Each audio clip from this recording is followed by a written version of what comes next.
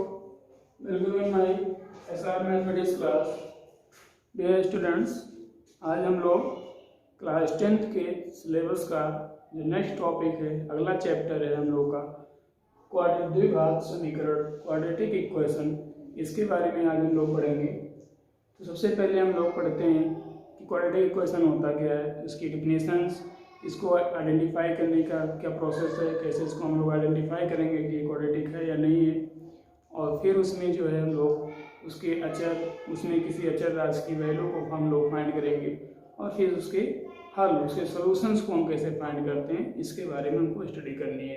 तो इसमें यहाँ पर कुल टॉपिक क्या हो जाएगा, सबसे पहला टॉपिक इसकी परिभाषाएं, इसकी डेफिनेशंस, दूसरा इसका आइडेंटिफिकेशन कैसे करेंगे, इसका स्टैंडर्ड फॉर्म क्या होता है, स्टैंडर्ड फॉर्म से हम कंपेयर कैसे करते हैं, और उसमें जो आपका कोफिशिएंट्स होंगे या कांस्टेंट टर्म होंगे उसकी वैल्यू कैसे फाइंड करते हैं। ठीक, थर्ड टॉपिक होगा, इसको जो है हम लोग किसी भी क्वाड्रेटिक इक्वेशन को सॉल्व कैसे करते हैं, उसके जीरोस को कैसे फाइंड करते हैं, उसके रूट्स को कैसे फाइंड कर सकते हैं।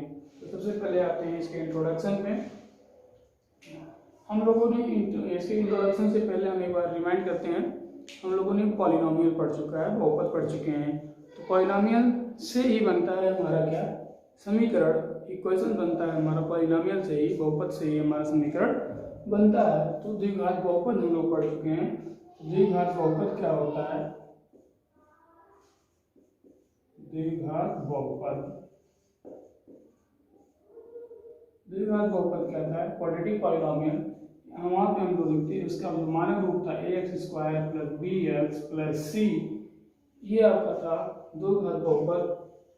ठीक, द्विघात बहुपद का मानक रूप, जिसमें आपका a b c क्या है, वास्तविक संख्याएं हैं, तथा a 0 नहीं होता है, a 0 नहीं होगा, a b c क्या है, कोई भी वास्तविक संख्या।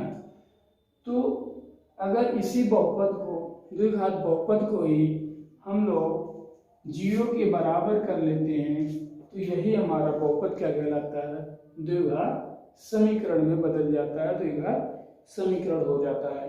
ठीक, तो ये जो बनेगा यही क्या कहलाएगा, द्विघात समीकरण का मानक रूप a0 = 0, a b c वास्तविक संख्याएं हैं, वास्तविक संख्याएं हैं। a आपका x² का कोफिशिएंट है, b आपका x का कोफिशिएंट है, और c आपका जो है अचर पद होता है।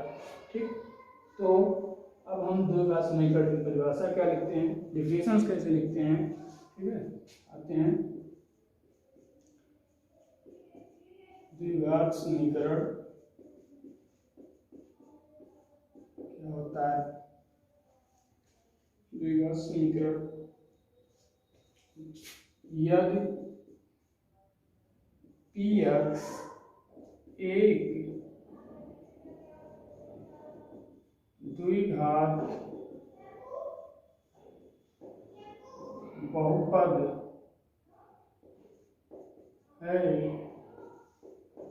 तो px = 0 द्विघात समीकरण कहलाता है।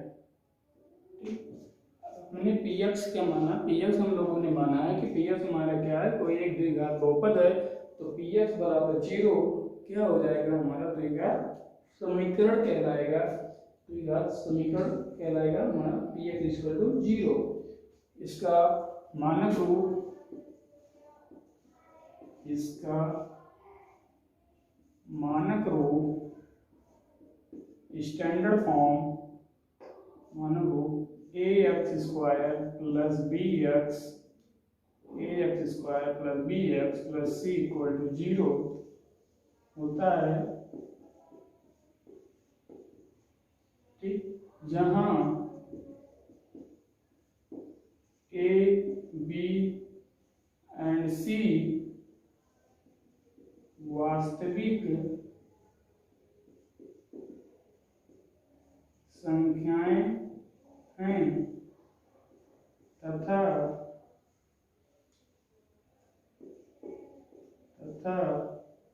ए नॉट इक्वल टू जीरो है, यानी ए की वैल्यू जो है वो जीरो नहीं हो सकता, जीरो के अलावा कोई भी वैल्यू ए की हो सकती है, बी से आपके जीरो भी हो सकते हैं, या और कोई अन्य वास्तविक संख्या रियल नंबर्स हो सकते हैं।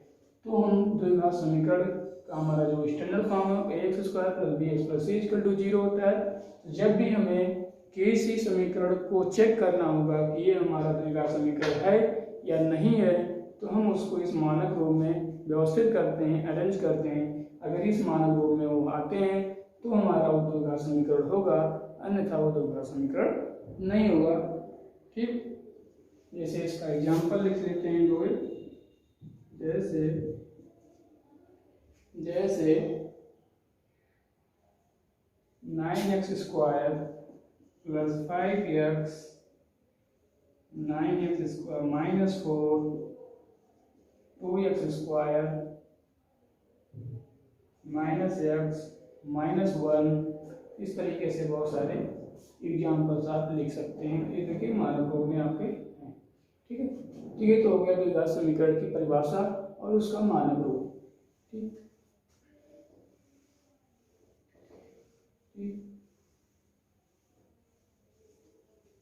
आते हैं नोट कर लेते हैं। शून्य क्या होता है, जीरो जो है मूल क्या होते हैं, अगला टॉपिक लिखते हैं मूल या फिर हल बोलते हैं,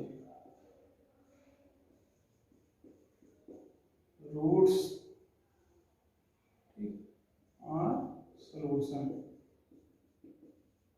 ठीक, ये क्या होता है, तो कोई भी द्विघात समीकरण दिया गया है, उस द्विघात समीकरण के में जो चर राशि है, जो वेरिएबल क्वांटिटी है, उस वेरिएबल क्वांटिटी के वे सभी वैल्यूज जो उस इक्वेशंस को, उस समीकरण को सेटिस्फाई करते हैं, वो उस समीकरण के रूट्स कहलाते हैं या फिर सॉल्यूशंस कहलाते हैं।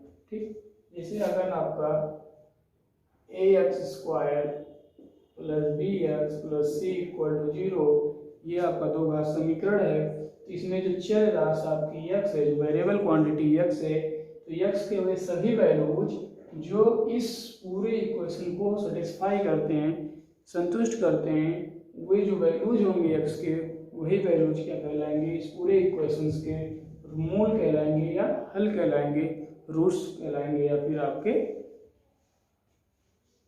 सॉल्यूशंस कहलाएंगे।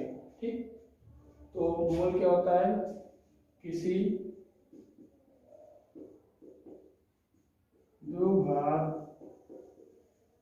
समीकरण में उपस्थित चर राशि के वे सभी मान जो समीकरण को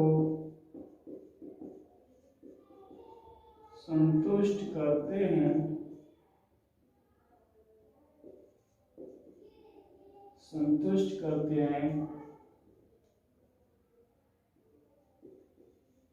समीकरण के मूल या हल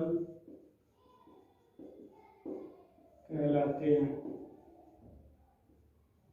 मूल या हल कहलाते हैं। ठीक, जैसे हम एक एग्जाम्पल लेते हैं, एग्जाम्पल में हम लोग देख लेते हैं कि मूल क्या होता है। जैसे हमने एक एग्जाम्पल लिया,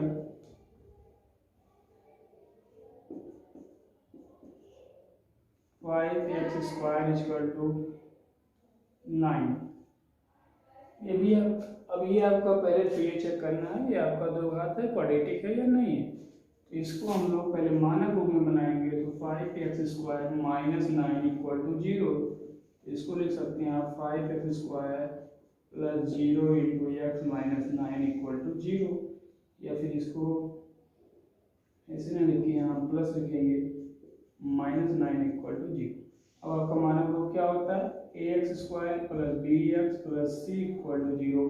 देखिए ये अब आपका इस रूप में हो गया, तो इस रूप में हो गया, यानी आपका ये हमारा इक्वेशन था 5x स्क्वायर इक्वल टू 9, ये हमारा मानक रूप में हो गया, स्टैंडर्ड फॉर्म हो गया, यानी ये आपका क्या है, क्वाड्रेटिक इक्वेशन है।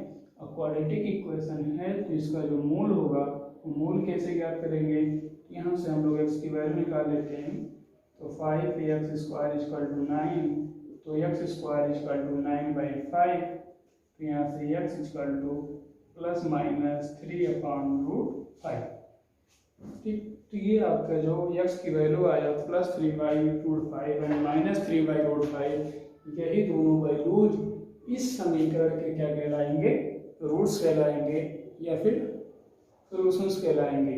ठीक, हल कहलाएंगे या मूल कहलाएंगे। तो यहाँ से क्लियर होता है कि किसी भी द्विघात समीकरण के मूल क्या होते हैं, रूट्स क्या होते हैं, तो उस समीकरण में उपस्थित चर राशि जो होती है उसकी जो वे सही वैल्यू जो समीकरण को सेटिस्फाई करती हैं, संतुष्ट करती हैं, उसके मूल कहलाते हैं, उसके हल कहलाते हैं। ठीक, इसमें एक चीज और ध्यान रखते हैं, नोट करके, द्विघात समीकरण के अधिकतम दो भिन्न वास्तविक हल होते हैं। द्विघात समीकरण के कितने हल होंगे, तो द्विघात समीकरण के अधिकतम मैक्सिमम दो डिफरेंट रियल रूट्स होते हैं, रियल सॉल्यूशंस होते हैं। ठीक है, दूसरा इसमें alpha plus beta equal to -b/a होता है, और तीसरा आपका alpha into beta equal to c/a होता है। अल्फा क्या है, पहला रूट है, बीटा क्या है, दूसरा रूट है। जो दो घात समीकरण के दो भिन्नात्मक वास्तविक हल होते हैं, उन दोनों हलों को सामान्य रूप में जनरल फॉर्म में हम अल्फा और बीटा मान लेते हैं। पहला आपका अल्फा हो गया, दूसरा आपका बीटा हो गया। तो ये क्या लिखा है, अल्फा प्लस बीटा, मतलब क्या होगा, मूलों का योगफल, सम ऑफ रूट्स। ये क्या होता है, -b/a, और अल्फा इंटू बीटा यानी product of roots of quadratic equation equal to c/a होता है। इसको आप परिणामी में पढ़े हैं, और इसी को हम लोग क्या बोलते हैं, relation between roots and coefficients. ठीक है, मूलों तथा गुणांकों में संबंध, relation between roots and coefficients of quadratic equations. दो घात समीकरण के मूलों तथा गुणांकों में योग। बी क्या है आपका, बी आपका x का गुणांक होता है, ए क्या है आपका x स्क्वायर का गुणांक है, सी आपका अचर पद है, ए आपका x स्क्वायर का गुणांक। ठीक, तो ये हो गया। अब किसी भी समीकरण, कोई भी समीकरण दिया है, उसको हम जांच कैसे करेंगे कि हमारा ये जो समीकरण है ये हमारा दो घात समीकरण है या फिर दो घात समीकरण नहीं है। तो इस पे क्वेश्चन दिया था, या फिर आपको दे देगा, कोई भी समीकरण दे दिया जाएगा, उसको कहा जाएगा कि इसे मानक रूप में लिखिए तथा ABC का मान ज्ञात कीजिए। ABC क्या मतलब, x स्क्वायर का गुणांक, x का गुणांक और अचर पद जो हमारे हैं मानक रूप में, उनका वैल्यू, इसकी वैल्यूज को फाइंड कीजिए गिवन इक्वेशन को स्टैंडर्ड फॉर्म में कन्वर्ट करके। तो उसको हम कैसे कन्वर्ट करते हैं, ठीक है, तो इस तरीके से इसको, और इसी के बेस पे हम लोग क्या करते हैं, किसी भी इक्वेशन को आइडेंटिफाई भी करते हैं कि हमारा जो है क्वाड्रेटिक इक्वेशन है या फिर क्वाड्रेटिक इक्वेशन नहीं है। तो इसके लिए आते हैं एग्जाम्पल को लेके समझते हैं। इसका अगर आप हेडिंग डालें तो क्या हो जाएगा, दो घात समीकरण की पहचान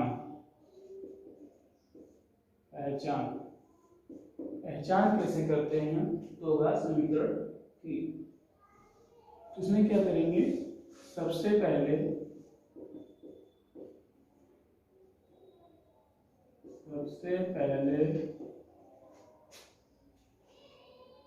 दी गई समीकरण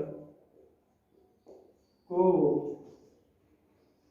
मानक रूप ax square plus B X plus C equal to 0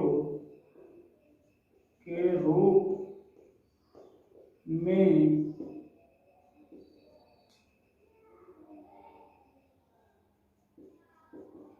व्यवस्थित करते हैं। पहला नंबर। दूसरा नंबर क्या करते हैं, व्यवस्थित समीकरण की तुलना मानक रूप से करते हैं, जिससे ए बी एंड सी का मान ज्ञात करते हैं। ठीक, तो यहाँ से दो चीजें आती है। कोई भी समीकरण दिया गया है, अगर उसकी पहचान करनी है हमको कि वो हमारा समीकरण दो घात समीकरण है या फिर दो घात समीकरण नहीं है, तो हम सबसे पहले क्या करते हैं, जो दिया गया आपका समीकरण है उस समीकरण को मानक रूप यानी ax square plus B X plus C equal to 0 के रूप में हम परिवर्तित करते हैं, व्यवस्थित करते हैं। अगर वो समीकरण हमारा इस रूप में आ जाता है तो हम कहेंगे कि हाँ दिया गया समीकरण दो घात समीकरण है।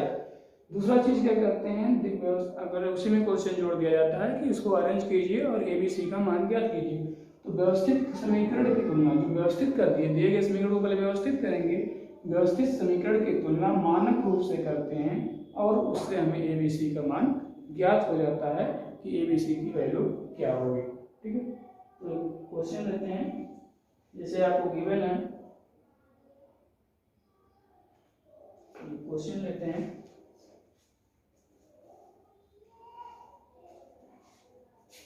Example 1 x minus 1 x plus 2 equal to x minus 3 into X plus 1। अब ये समीकरण दिया है तो हमें जांच करना है कि दिया गया समीकरण द्विघात है या नहीं है, कारण सही बताइए। सबसे पहले इसको हम लोग हल करेंगे और मानक रूप में व्यवस्थित करेंगे। तो इसको देखिए मल्टीप्लाई कर देते हैं, तो x इंटू एक्स स्क्वायर हो गया प्लस x इंटू 2 तो 2x हो गया, वो -1 इंटू एक्स तो -x हो गया, -1 इंटू 2 तो -2 हो गया। इधर मल्टीप्लाई कर लेते हैं तो x स्क्वायर हो गया प्लस x हो गया -3x और -3 हो गया। चलिए अब देखिए एक्स स्क्वायर इक्वल के उधर भी है और इक्वल के इधर भी है, तो दोनों साइड साइन भी दोनों का क्या है सेम है। तो अगर इक्वल के तरफ दो क्वांटिटी हैं, एक लेफ्ट साइड में एक राइट साइड में, और दोनों का साइन दोनों के आगे जो चिन्ह लगा हुआ है अगर दोनों का चिन्ह एक समान है तो उस क्वांटिटी को हम एक दूसरे से कैंसिल आउट कर सकते हैं, कट जाते हैं। क्यों? क्योंकि जब इसको हम इधर ट्रांसफर करेंगे या इसको इधर ट्रांसफर करेंगे तो इसका साइन चेंज होगा, ये प्लस है इधर जाके माइनस होगा, या इसको इधर लाएंगे तो इसका माइनस होगा, तो प्लस माइनस करके एक दूसरे को कैंसिल आउट कर देते हैं। ठीक, अब 2x माइनस एक्स तो हो गया आपका x और -2 इक्वल टू यहाँ देखिए x माइनस 3x तो -2x और -3, इसको इधर ट्रांसफर कर लीजिए तो यहाँ के प्लस हो जाएगा 3x, ये भी प्लस हो जाएगा तो +1 इक्वल टू 0। तो यह आपका मानक रूप में नहीं हुआ, since 3x + 1 equal to 0, ax square plus bx plus c equal to 0 के रूप का नहीं है, इसलिए x minus 1 into X plus 2 equal to x minus 3 into X plus 1 द्विघात समीकरण नहीं है। ठीक, तो ये हो गया इसका कारण। तो इस तरीके से कोई भी दिया गया समीकरण है उसे हमें जांच करना है, हम क्या करेंगे पहले उसको इस रूप में व्यवस्थित करेंगे, अगर इस रूप में आ रहा है तो हम कहेंगे वो आपका दो घात समीकरण है, अदरवाइज नहीं है। ठीक, तो ये तो हो गया हमारा जांच करने की तरीका कि कैसे हम जांच करेंगे।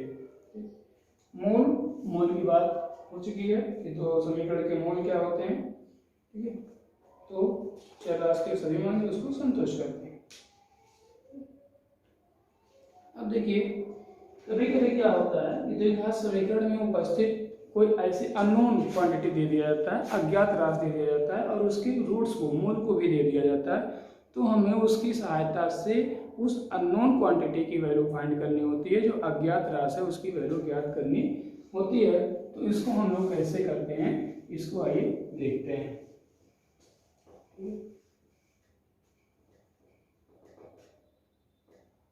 द्विघात समीकरण में उपस्थित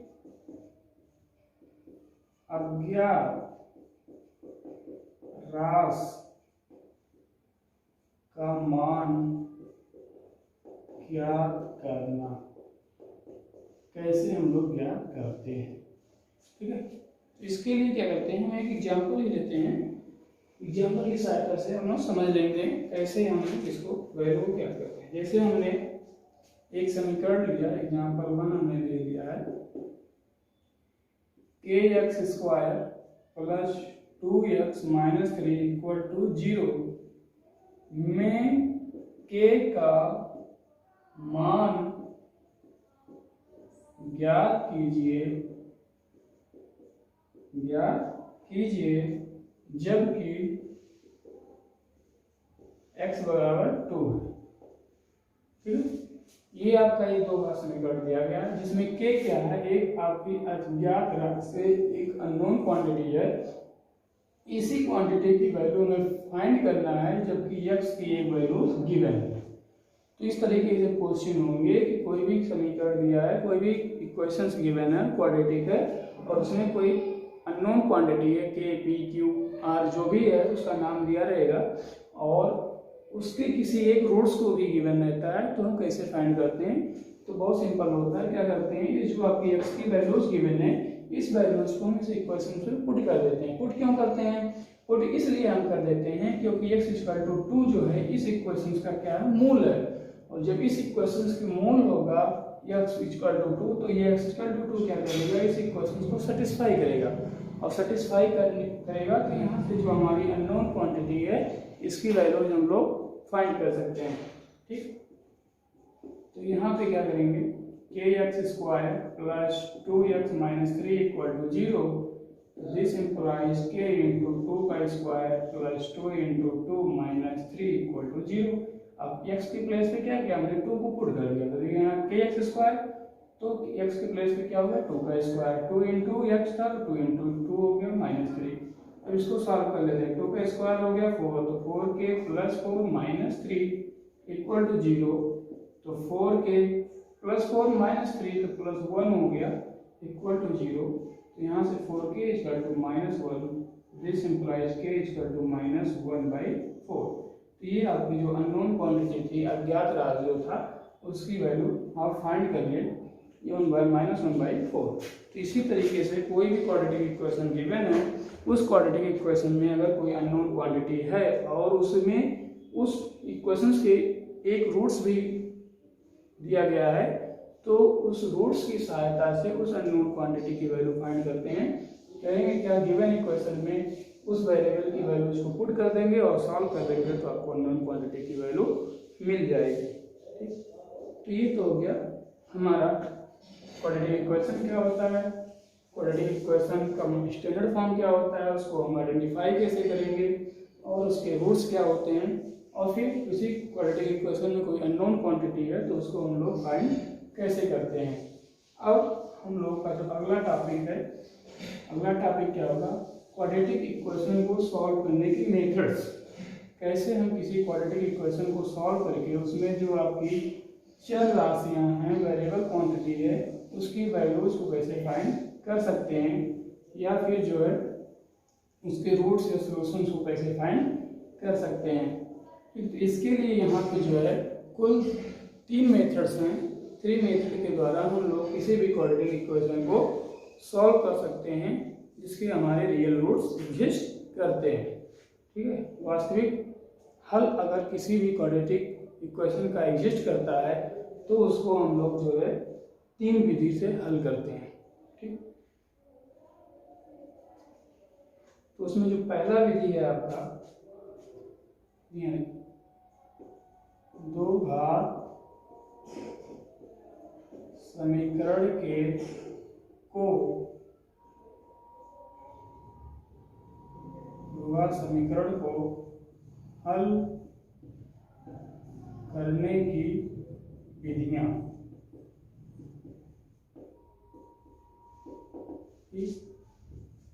द्विघात समीकरण को हल करने की विधियां।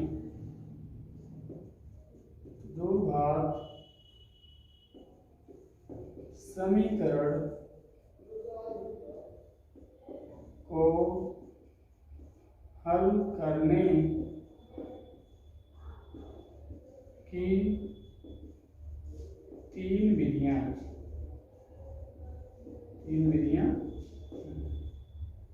पहला गुणनखंड विधि।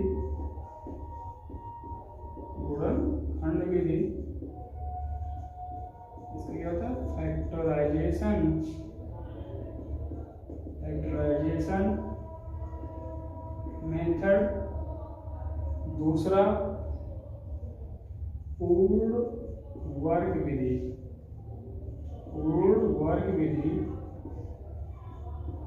क्या होता है? Completing square method. और तीसरा जो है श्रीधराचार्य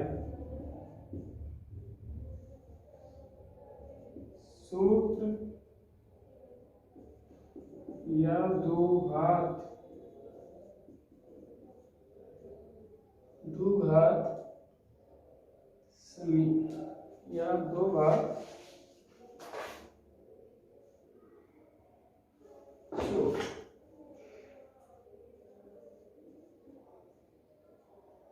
इसका क्या होता है? श्री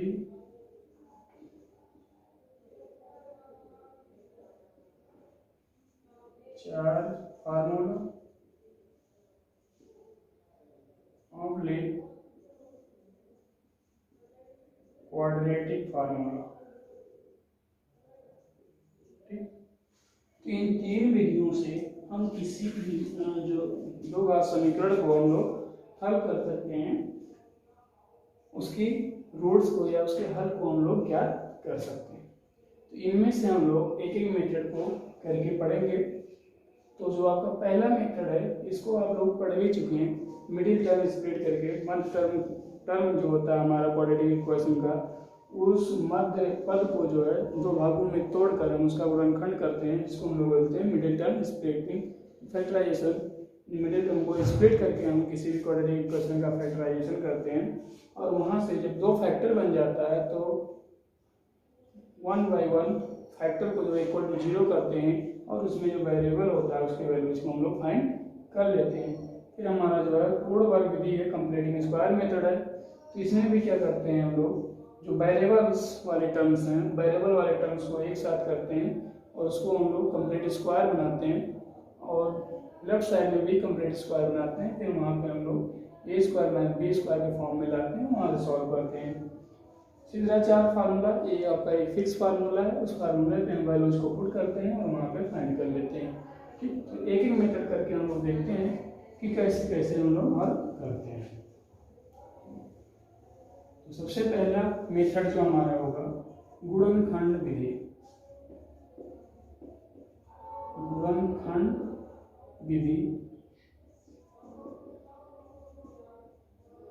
फैक्टराइजेशन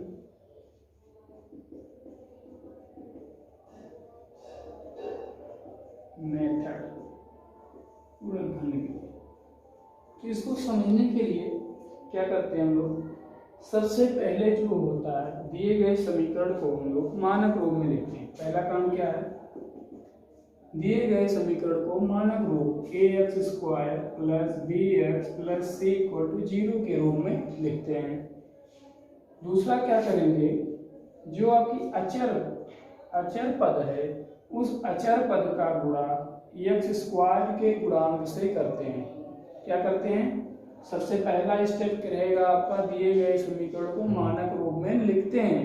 दूसरे स्टेप में क्या करेंगे, अचर पद है, जो अचर पद का गुणा एक्स स्क्वायर के गुणांक से करते हैं। तो अचर पद का गुणा एक्स स्क्वायर के गुणांक से करते हैं। ठीक, ये लिखते हैं। अब तीसरे स्टेप में क्या करेंगे, इन दोनों का जो गुणनफल आया, कितना अचर पद का और एक्स स्क्वायर के गुणांक का जो गुणनफल आएगा, उस गुणनफल को हम फैक्टराइज करेंगे। दो भागों में ऐसा फैक्टराइज करेंगे कि अगर यहाँ पे साइन प्लस का है तो दोनों पार्ट को प्लस करने पे हमें एक्स का कोएफिशिएंट मिल जाए, और अगर यहाँ पे साइन नेगेटिव का है तो दोनों भागों को माइनस करने पे हमें यहाँ का पार्ट एक्स का कोएफिशिएंट मिल जाए। तो थर्ड स्टेप में हम लोग क्या करेंगे, जो इन दोनों का गुणनफल आया है, गुणनफल को दो भागों में विभाजित करेंगे।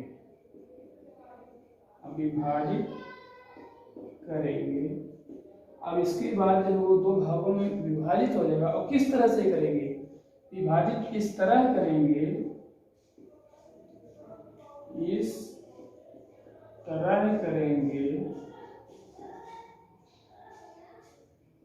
कि दो भागों, यहाँ पे हम ए और बी लिख देते हैं, ए बी नहीं लिखते हैं, सॉरी, यहाँ पे लिख देते हैं पी और क्यू, दो भागों पी और क्यू में विभाजित इस तरह करेंगे कि P plus Q equal to B और P minus Q equal to B. ठीक है, मतलब क्या हुआ, सबसे पहले दिए गए समीकरण को मानक रूप X square plus B X plus A equal to 0 के फॉर्म में लिख लेंगे।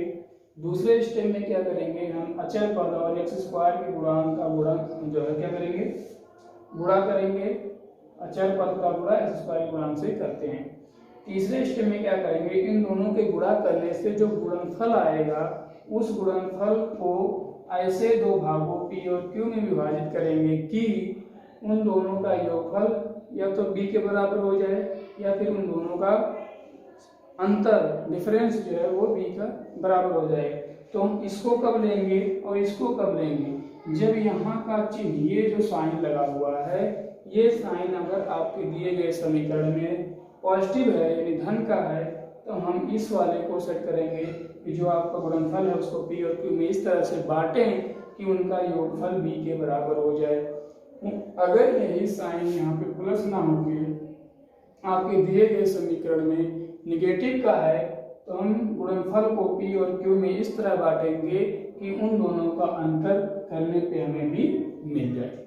ठीक, तो इस तरीके से हम जो है कि दिए गए क्वाड्रेटिक इक्वेशन का फैक्टराइजेशन करेंगे, मिडिल टर्म को 2 पार्ट में स्प्लिट करके। तो एक एग्जांपल लेके समझते हैं।